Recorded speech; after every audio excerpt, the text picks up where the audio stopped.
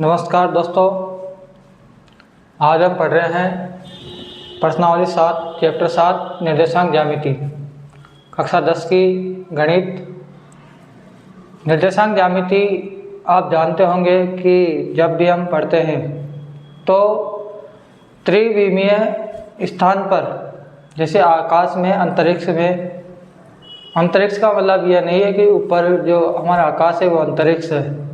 अंतरिक्ष का मतलब होता है कि ज़मीन से ऊपर आप जाते जाओगे, जितना ऊपर जाओगे वो आपका अंतरिक्ष कहलाता जाएगा। जैसे यहाँ पर ये चौक है, ज़मीन से कुछ दूरी पर है, ऊंचाई पर है, तो ये जो चौक है वो कहाँ पर है? अंतरिक्ष में है, आकाश में है। इसे हम आकाश बोल सकते हैं।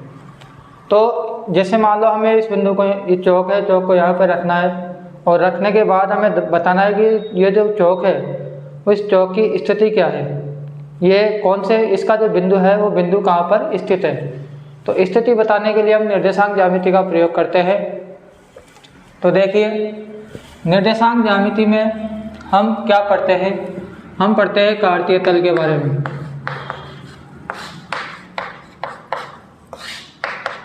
कार्तीय तल क्या होता है कि जब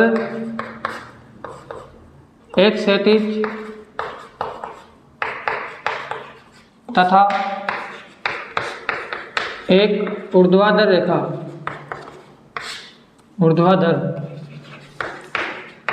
रेखा, आपस में लंबवत काटती है तो एक कार्तीय तल का निर्माण होता है।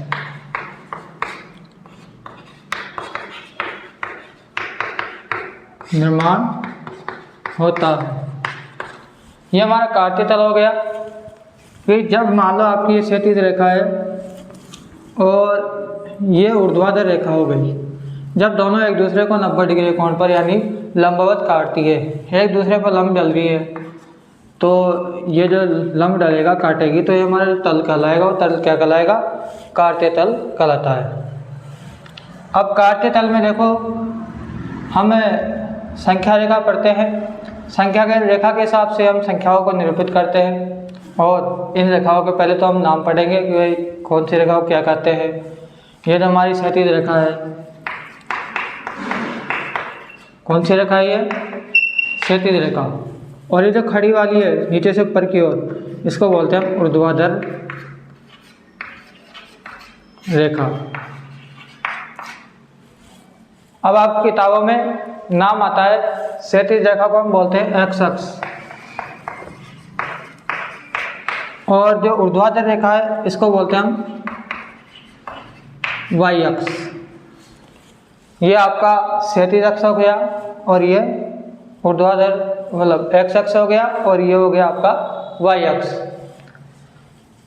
इसको दर्शाते हैं हम एक्स डैश एक्स से, और ये जो वाई अक्ष है इसको दर्शाते हैं हम वाई डैश वाई से। जिधर डैश लगा होगा उधर से संख्या माइनस में होगी, और जिधर डैश नहीं लगा है उधर संख्या प्लस में होगी। अब देखो, जब ये दोनों बिंदु आपस में दोनों रेखाएं आपस में काट रही है, तो जिस बिंदु पर ये काट रही है ये बिंदु आपको कहलाएगा मूल बिंदु। इसके जो निर्देशांक होते हैं वो x के भी 0 होते हैं और y के भी 0 होते हैं। आगे चलेंगे 1 2 3 4, इधर पीछे चलेंगे -1 -2 -3, और आगे रेखा में आगे मान बढ़ता जाएगा। जैसे आप इस रेखा के बाईं ओर चलोगे तो मान घट रहा है, और दाएं ओर जा रहे हो तो मान बढ़ रहा है। नीचे डैश है तो माइनस की संख्या आएगी -1 -2 -3, और ऊपर आएगी +1 2 3, ऐसी संख्या आती जाएगी। अब देखो, यहाँ पर हम रेखाओं की बात कर लिए। अब ये इसमें चतुर्थांश होते हैं। ये जो पहला चतुर्थ अक्ष है ये काट रहा है आपको, एक्स अक्ष और वाई अक्ष, इसको बोलते हैं हम प्रथम चतुर्थांश। ये हो गया आपका सेकंड चतुर्थांश, और ये थर्ड चतुर्थांश, और ये फोर्थ चतुर्थांश। 4 चतुर्थांश है, इसको चतुर्थांश कहते हैं। पहला चतुर्थांश दूसरा चतुर्थांश, तीसरा चतुर्थांश और चौथा चतुर्थांश। बात करें हम इन निर्देशांकों की, तो ये जो पहला है इसके जो चिन्ह होते हैं वो दोनों प्लस के होते हैं। प्रथम चतुर्थांश के जो निर्देशांक होते हैं उसमें दोनों के ही प्लस में होते हैं। एक्स, पहले वाला संख्या जो है वो एक्स की होगी और दूसरी वाली वाई की होगी। तो एक्स एक्स, अब देखो ये दोनों प्लस के हैं क्यों? क्योंकि देखो ये आपकी एक्स वाली लाइन है, यहाँ संख्या प्लस में आ रही है, ऊपर ये भी प्लस में आ रही है, तो दोनों के बीच में जो संख्या बनेगी वो जो बिंदु आएगा वो कौन सा आएगा? प्लस प्लस वाला आएगा। इधर देखो पहले हम एक्स का देखते हैं, माइनस में आ रही है संख्या तो माइनस हो गया, और वाई में देखो वाई प्लस का है तो ये प्लस का हो गया। तीसरे में पहले एक्स की देखेंगे माइनस की है और वाई की भी देखो वाई की भी माइनस की है। चौथे वाले में पहले एक्स का देखेंगे तो एक्स प्लस का है और वाई किसका है? माइनस का है। तो इस तरह से हम चतुर्थांशों के निर्देशांकों के बारे में पढ़ते हैं। पहले चतुर्थांश में दोनों चिन्ह प्लस के होंगे, तीसरे में दोनों माइनस के होंगे। तो आपको याद करने में आसानी रहेगी। पहले में दोनों प्लस के और तीसरे में दोनों माइनस के, दूसरे में माइनस और प्लस, चौथे में प्लस और माइनस। ऐसे आपको क्रम ध्यान रखना है। ये बात हो गई चतुर्थांश की। अब इसमें प्रश्न कैसे आते हैं, प्रश्नों के सामने समझेंगे हम कि चतुर्थांश का प्रश्न कैसे आता है। जैसे आपको दे दिया कि बिंदु -5, 3 किस चतुर्थांश में स्थित है। अब आपको ये संख्या नहीं देखना है, केवल इनके चिन्ह देखना है कि पहली वाली संख्या ये x का मान है और दूसरी वाली y का मान है। x वाली संख्या माइनस की है तो आप माइनस में इधर जाओगे, और y वाली प्लस की है तो प्लस में ऊपर जाओगे। तो इन दोनों के बीच में कौन सा चतुर्थांश आ रहा है? दूसरा वाला आ रहा है, इसलिए इनको बोलते हैं हम द्वितीय चतुर्थांश। यानी ये जो बिंदु है कौन से में है? द्वितीय चतुर्थांश में स्थित है।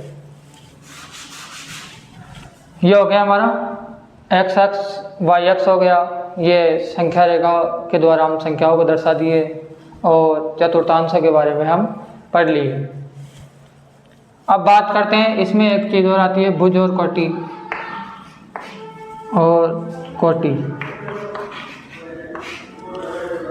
एक्स एक्स का जो मान होता है, निर्देशांक होता है, उसे हम भुज कहते हैं, और वाई एक्स के निर्देशांक को हम क्या कहते हैं? कोटि कहते हैं। इनकी परिभाषा अभी लिखवा दूंगा। देखो ये हमारे साथ इस चित्र के द्वारा आप समझ लो कि चतुर्थांश क्या होते हैं, कौन से चतुर्थांश कहाँ स्थित है, उसके निर्देशांक क्या क्या होते हैं। इसके बाद में भुज और कोटि ये आपको परिभाषा के द्वारा समझा देंगे। देख लो एक बार, स्क्रीनशॉट ले लो इसका।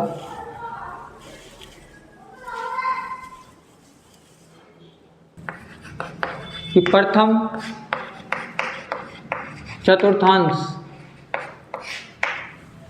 चतुर्थांश जो होता है उसमें बिंदु जो होते हैं वो किस रूप के होते हैं? वो होते हैं प्लस के रूप के होते हैं। ऐसे ही द्वितीय चतुर्थांश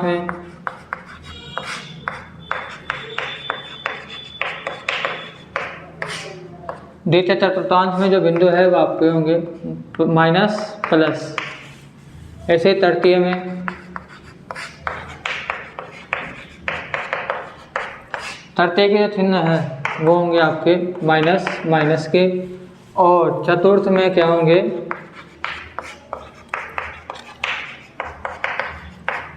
चतुर्थांश में होंगे आपके प्लस माइनस। इस चिन्हों के द्वारा हमें समझना है। अब देखो इसके प्रश्न कैसे बनते हैं।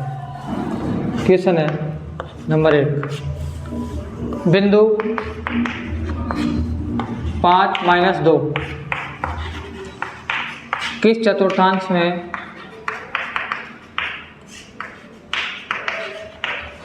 स्थित है? बिंदु जो है वो कौन से चतुर्थांश में स्थित है।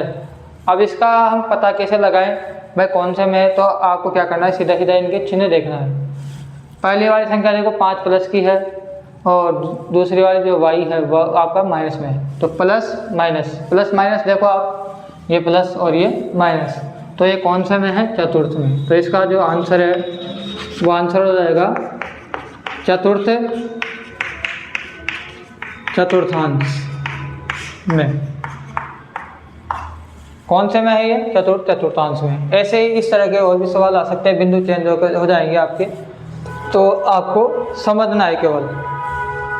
बात करते हैं अब मूल बिंदु, क्वेश्चन नंबर 2। मूल बिंदु के निर्देशांक लिखिए। अब मूल बिंदु मैंने आपको बताया था कि दोनों रेखाएं आपस में काट रही है, जिस बिंदु पर प्रतिच्छेद कर रही है वो बिंदु आपका मूल बिंदु कहलाएगा। तो मूल बिंदु पर देखो आप x का मान भी 0 होता है और y का मान भी 0 होता है, तो इसका जो आंसर होगा वो हो जाएगा 0 0, यानी पहला x का मान भी 0 और y का मान भी 0। तो ये मूल बिंदु हो गया। बात करें हम भुज और कोटि, क्वेश्चन नंबर 3। अब देखो बिंदु -2 3 में भुज व कोटि बताइए। इसमें भुज और कोटि क्या होगा? तो भुज जो होता है वो आपका x अक्ष का निर्देशांक होता है और कोटि y अक्ष का निर्देशांक होता है। तो देखो ये x अक्ष का निर्देशांक है, इसको तो भुज कर देंगे -2, और कोटि क्या हो जाएगा आपका 3। तो इसका जो आंसर है वो होगा भुज बराबर -2 और जो कोटि है वो कोटि हो जाएगा आपका 3। तो इस तरह के सवाल आपको पढ़ लेना है, समझना है। एक एक नंबर के क्वेश्चन आते हैं इस प्रश्नावली में से, तो एक जितने आप छोटे छोटे प्रश्नों को तैयार करेंगे उतने आपके नंबर ज़्यादा आने की संभावना रहती है। तो किस तरह के हमने इसमें प्रश्न पढ़े? चतुर्थांश वाले प्रश्न और मूल बिंदु का निर्देशांक हो गया। इसके बाद में हम भुज और कोटि के प्रश्न पढ़ लिए। इसी प्रश्न में आपको भुज और कोटि नहीं पूछकर ऐसे पूछ लेता है कि ये जो बिंदु है इस बिंदु में x अक्ष के निर्देशांक बताओ।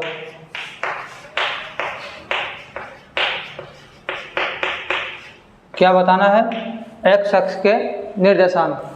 तो वही बात है, आप भुज बताओ चाहे x अक्ष के निर्देशांक बताओ। तो निर्देशांक x अक्ष का क्या हो जाएगा यहाँ पर? -2, तो इसका हो जाएगा -2। ऐसे ही y अक्ष का निर्देशांक पूछे तो आपको बताना है 3। ठीक है, समझ में आ रहा है? देखो आगे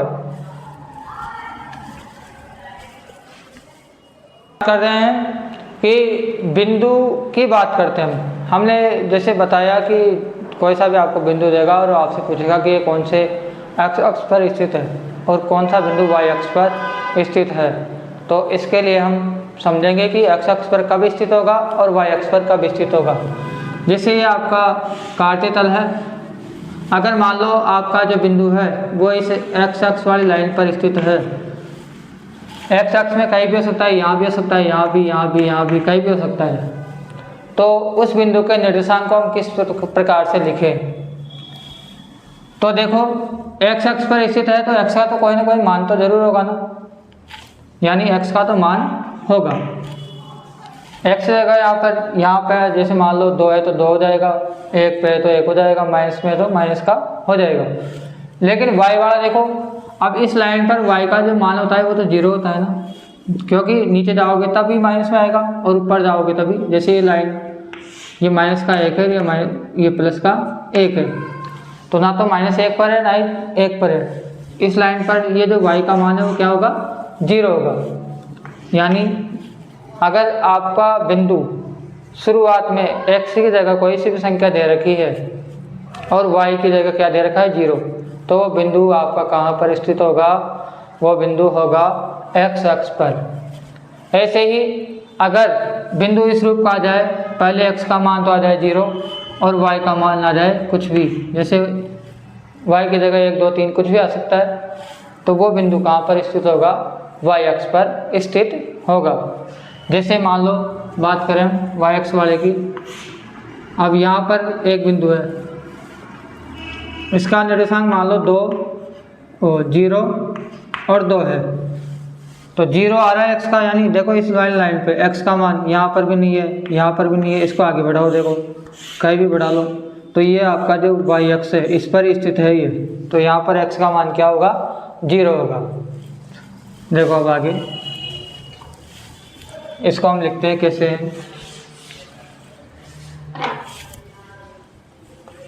x अक्ष पर स्थित बिंदु के निर्देशांक किस रूप के होते हैं, वो होते हैं आपके x0। बात करें हम y अक्ष पर स्थित बिंदु के निर्देशांक, वो होते हैं आपके 0 y, इस रूप में आपको मिलेंगे। यानी आपके y की जगह मान 0 आ गया तो वो बिंदु कहाँ स्थित है, x अक्ष पर, और यदि x का मान 0 आ गया तो वो बिंदु कहाँ स्थित है, y अक्ष पर स्थित है। ठीक है ना। अब देखो क्वेश्चन कैसे आते हैं। प्रश्न आ गया, ये से भी पूछ सकता है कि x अक्ष पर स्थित बिंदु के निर्देशांक है किस रूप के होते हैं, तो आपको रूप बताना है x0, और y अक्ष पर स्थित बिंदु के निर्देशांक किस रूप के होते हैं, 0y के रूप के होते हैं। ये तो हमारा एक तरह से फॉर्मूले की तरह काम करेगा। आप देखो क्वेश्चन 3 हमने पहले पढ़ लिए, अब चौथा क्वेश्चन देखो कि बिंदु -4 0 किस अक्ष पर स्थित है, किस अक्ष पर स्थित है ये, देखो y का मान 0 आ रहा है तो y अक्ष पर तो होगा नहीं, किस पर होगा, x अक्ष पर। देखो x का मान दे रखा है -4, तो x का मान देगा, y का 0 होगा, तो ये कौन से पर स्थित होगा, x अक्ष पर स्थित होगा। तो इसका जो आंसर है वो होगा x अक्ष पर। कहाँ पर स्थित है बिंदु, x अक्ष पर। ऐसे ही आपको दे दे मान लो बिंदु 0 8, तो ये कौन से अक्ष पर स्थित है, ये y अक्ष पर स्थित है। ठीक है, तो ऐसे आपको स्थिति पूछेगा कि कौन से अक्ष पर स्थित है, तो आपको ऐसे 0 को देखना है कि 0 कहाँ पर आ रहा है, 0 को देखकर आपको पता करना है। ये तो x अक्ष की बात हो गई। अब देखो आगे,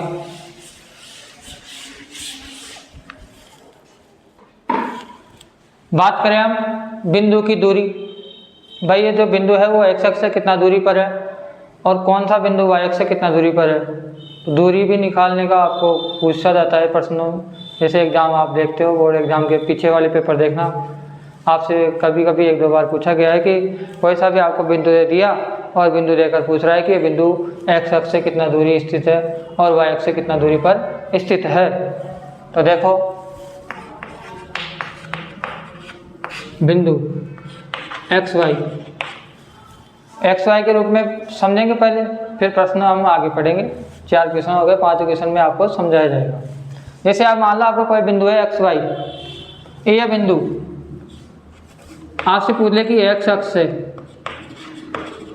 बिंदु एक्स अक्ष से, बिंदु की एक्स अक्ष से दूरी क्या है। क्या पूछा गया है, बिंदु एक्स वाई की एक्स अक्ष से दूरी। तो जब भी आपको दूरी पूछा जाएगा तो आपको y का मान बताना है। कब एक्स अक्ष से पूछ रहा है तो y का मान बताना है, और अगर y अक्ष से दूरी पूछ रहा है तो किसका मान बताना है, x का। तो देखो इसका जो आंसर है, देखो चलो क्वेश्चन ही मान लो इसको, क्वेश्चन नंबर 5। इसका जो आंसर है वो होगा, एक्स अक्ष से दूरी पूछ रहा है तो किसका मान बताना है, y का। तो y आ जाएगा इसमें, आज क्या हो जाएगा, y। ऐसे ही क्वेश्चन नंबर 6 के द्वारा हम समझते हैं कि बिंदु x y की y अक्ष से दूरी क्या है। तो इसका जो आंसर होगा, देखो किससे पूछ रहा है आपसे दूरी, y अक्ष से। अगर y अक्ष से दूरी पूछ रहा है तो इसका मान क्या होगा, x होगा। देखो इसका जो उत्तर होगा वो क्या होगा, x। अब इसको समझो चित्र के द्वारा। जैसे आपको बिंदु दे दिया 2 और 5, इसकी स्थिति दर्शाओ यहाँ पर 2 और 5 की। जैसे 1 2 3 4 5, ऊपर 1 2 3 4 5। तो पहले x का मान 2 है तो आप 2 पर जाओगे, फिर y का मान 5 है तो 5 पर जाओगे, 5 पर यहाँ पर, तो ये बिंदु यहाँ पर है। अब आपसे पूछा जाए कि बिंदु x अक्ष से कितना दूरी पर है, तो x अक्ष यानी ये वाली लाइन, तो इससे कितना दूरी पर है, देखो दूरी देखेंगे हम 1 2 3 4 5, कितनी दूरी पर है ये बिंदु, 5 इकाई की दूरी पर है। तो इस अगर आपसे x अक्ष से दूरी पूछे तो क्या बताना है, y का मान बताना है, 5 हो जाएगा। और अगर y अक्ष से दूरी पूछे तो क्या होगा बताओ, y अक्ष से दूरी पूछा है तो क्या बताना है, x का मान। देखो इस बिंदु की y अक्ष से दूरी पूछा था तो x आया था आपके, तो यहाँ पर y अक्ष से दूरी क्या हो जाएगा, x का मान क्या है 2, तो ये हो गया आपका 2। समझे इसको, y अक्ष से दूरी, जैसे ये आपका y अक्ष है तो इससे कितना दूरी पर है, देखो यहाँ से चलेंगे हम 1 2, तो 2 की दूरी है, देखो 1 दूरी हो गई, यहाँ से चलेंगे हम 1 2, तो 2 इकाई की दूरी पर है ये बिंदु। तो उम्मीद है देखिए अब हम पढ़ेंगे हमारी प्रश्नावलियों के जो सूत्र है, कौन कौन से सूत्र इसमें आएंगे। तो पहली बात करें, हमारे पास 2 बिंदु दिए हुए हों, जैसे ये हमारा एक बिंदु हो गया A और दूसरा बिंदु हो गया B। इन दोनों बिंदुओं के बीच की दूरी निकालनी है, जैसे ये आपकी दोनों बिंदुओं के बीच की दूरी हो गई। इसके जो निर्देशांक है वो पहला x होता है, आपको पता है, दूसरा क्या होता है y होता है, ये भी क्या होगा आपका x और ये भी क्या होगा आपका y होगा। लेकिन दोनों अगर सेम लिखेंगे सूत्र में हम फिर गड़बड़ी करेंगे कि कौन सा x पहले है कौन सा x बाद में है। तो इसके लिए हम क्या करते हैं, इनके एक पहला वाला बिंदु को हम एक वो क्या बोलते हैं इसको x1 और y1 मान लेते हैं, और दूसरा जो बिंदु है इसको क्या मान लेंगे हम x2 y2, यह हम मानकर सूत्र लिखते हैं। तो पहले वाला बिंदु जो हो गया आपका x1 y1, दूसरा हो गया x2 y2।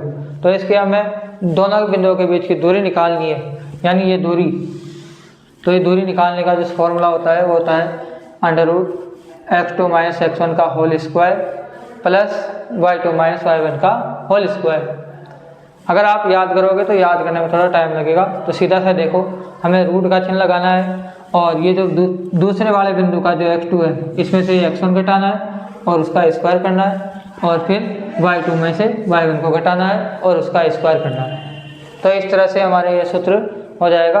आज जैसे आपको कोई 2 बिंदु देखा, जैसे 5 2 और 3 4, इन दोनों के बीच की दूरी निकालनी है। तो दूरी निकालोगे कैसे, इस सूत्र में जमाओगे। तो देखो ये आपका x1 हो गया, ये y1 हो गया, ये x2, ये y2। तो आपके अगर अभ्यासदा में सवाल आ रहे हैं तो सूत्र लगाने की जरूरत नहीं है, आपको याद होना चाहिए। फटाफट देखो कैसे निकालेंगे, आप इसमें से ये घटाओ, 3 में से 5 घटाएंगे तो -2, प्लस 4 में से क्या घटाओ 2, तो 2 बचे। लेकिन इनका क्या करना है, स्क्वायर करना है और रूट लगाना है। तो -2 का स्क्वायर कितना हो गया 4, और इसका भी 4, तो ये हो गया √8। फिर 8 के आप गुणनखंड करोगे 2 × 2 × 2, तो 2 के तो जोड़े बन जाएंगे और ये हो जाएगा 2√2। मात्रक लिख देंगे। फिर ऐसे हम स्पीड में छोटे छोटे क्वेश्चनों को करने की कोशिश करेंगे। पहले आज हम सूत्रों के बारे में पढ़ रहे हैं, सवाल जो है वो हम एक एक क्वेश्चन पढ़ेंगे। 2 बिंदुओं के मध्य स्थित किसी बिंदु के निर्देशांक निकालना है। जैसे ये 2 बिंदु है, दोनों बिंदुओं के बीच में, यहाँ पर बीच में, बिल्कुल बीच में मध्य बिंदु, इसको हम बोलते हैं मध्य बिंदु। जैसे ये A और B 2 बिंदु है और ये P का है, इसके बीच में स्थित है। ये हो गया आपका x1 y1 और ये हो गया आपका x2 y2। अब हमें इस बिंदु के निर्देशांक निकालना है, तो ये हो जाएगा x और y। तो देखो x y हो गया, 2 बिंदुओं के मध्य स्थित किसी बिंदु के निर्देशांक कैसे ज्ञात करते हैं हम। ये जो बिंदु है P वाला, P है, ये क्या है, ये P, x y के मान निकाल लें। तो पहला वाला जो मान निकलेगा वो x का होगा और दूसरा वाला y का होगा। तो x1 + x2/2, y1 + y2/2। अब इन दोनों के बीच का बिंदु निकालना है हमें, तो कैसे निकालेंगे। 5 + 3/2 यानी 8/2 कितना होगा 4। फिर y वाले को जोड़ दो, 2 और 4 कितना होगा 6, 6 में 2 का भाग लगाएंगे तो 3। तो यानी इन दोनों के बीच का जो बिंदु है वो क्या हो जाएगा 4, 3। क्योंकि देखो x1 + x2/2, x वाले को दोनों को जोड़ दो, 2 का भाग लगा देंगे, और ऐसे y1 + y2 y वाले को जोड़कर 2 का भाग लगा देंगे। तो इस तरह से हमारे मध्य बिंदु के निर्देशांक निकल जाएंगे। बात करें हम अंतः विभाजन सूत्र की। अब अंतः विभाजन क्या होगा, जैसे हमारी कोई रेखा है, इसके 2 बिंदु है A और B। पहले जो बिंदु था वो बिल्कुल मध्य में स्थित था, बीच में स्थित था। अब जो बिंदु है वो इस रेखा पर कहीं भी स्थित हो, मान लो यहाँ पर स्थित है। अब ये पता नहीं है भाई बिल्कुल बीच में है या कहीं पर भी हो सकता है, कम इधर ये दूरी कम हो सकती है, ज़्यादा भी हो सकती है। तो ऐसे हम इस बिंदु के निर्देशांक निकालने हैं। तो निकालने के लिए हम क्या करते हैं, इसका अनुपात देखते हैं। इधर वाले का अनुपात को हम लिखते हैं m1 और इधर वाले का जो अनुपात होता है वो होता है आपका m2। तो x और y का मान निकालना है इस बिंदु के निर्देशांक से। तो यह हो जाएगा m1x2 + m2x1 बटा m1 + m2, m1y1 + m2y1 बटा m1 + m2। तो इस सूत्रों से हम क्या करेंगे, हमारी भारतीय प्रश्नावली है उसके सवालों को हल करेंगे। तो आप उम्मीद है कि आपको क्लास अच्छी लगी होगी। तो ज़्यादा से ज़्यादा आप पढ़ने की कोशिश करें। देखो आपको कोई भी सवाल समझ में नहीं आ रहा हो तो आप कमेंट में कर दिया करो। प्रश्नावली भाई कोई सी प्रश्नावली आप पढ़ना चाहते हो, उसका कोई सवाल आपको समझ में नहीं आ रहा है तो सवाल आप कमेंट में कर दो, ताकि मैं अगली वाली क्लास में उन सवालों को लेकर आपको आपके जो डाउट है उन डाउट को क्लियर करवा सकूं। ठीक है, धन्यवाद।